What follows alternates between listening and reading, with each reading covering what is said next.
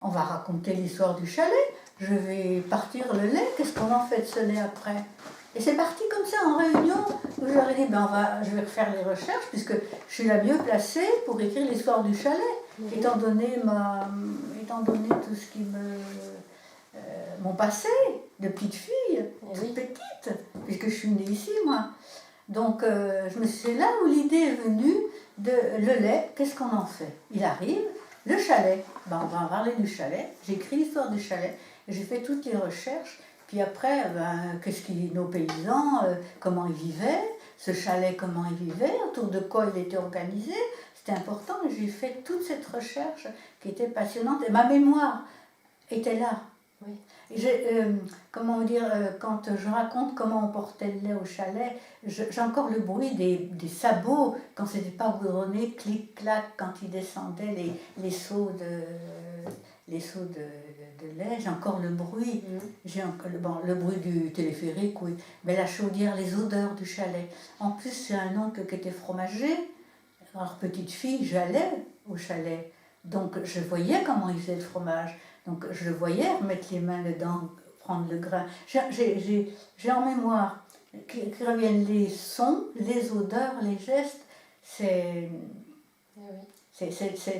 là, quoi. C'est pas toujours facile à mettre en mots, mais c'est là. Hein. Et quand je leur raconte, il y a un fromager qui m'a dit un jour « Ah, c'est bien, vous pouvez prendre ma place, vous savez faire le fromage à l'ancienne. » Alors j'étais heureuse parce que j'avais pas d'erreur et mes gestes et le nom du matériel étaient bons et on m'a retrouvé plein d'instruments du chalet, donc je peux montrer le tranche-cahier, j'ai retrouvé les sondes, les marteaux, les cercles, tout a été retrouvé. Il n'y a que l'étoile à fromage que j'ai pas pu retrouver parce qu'avec le temps ça s'est abîmé. Et un fromager qui m'a dit je vais essayer de vous en retrouver une, comme ça sera complet. Donc tout était resté sur place? C'est tout là-haut, Non, on a retrouvé à droite, à gauche. Et puis il y a le fils d'un ancien fromager son père avait gardé et il m'a tout amené. J'ai même le moule à beurre avec la petite vache. Alors c'est tout au grenier en haut de la mairie, parce que ça ne m'appartient pas, c'est à l'association.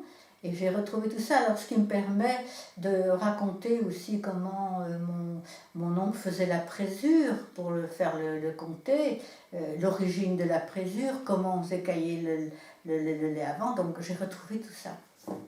Voilà, donc je leur raconte tout ça. D'accord. C'est beau en tout cas, ça fait partie de vos souvenirs à vous aussi, comment vous dire, il y a aussi le plaisir de communiquer quand on voit le public intéressé. Et puis moi je bouge, j'ai l'habitude d'enseigner à l'école infirmière, j'enseignais. Puis moi les soins ils partaient du lit du malade.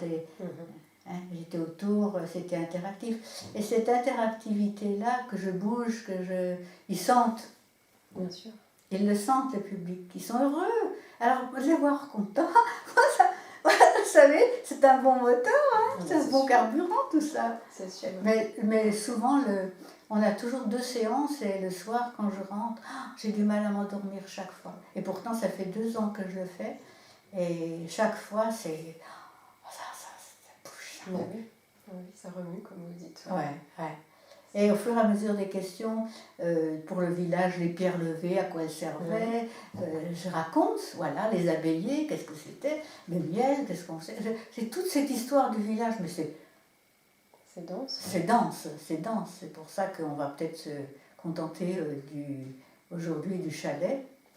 Si vous voulez. Hein, voilà. Si vous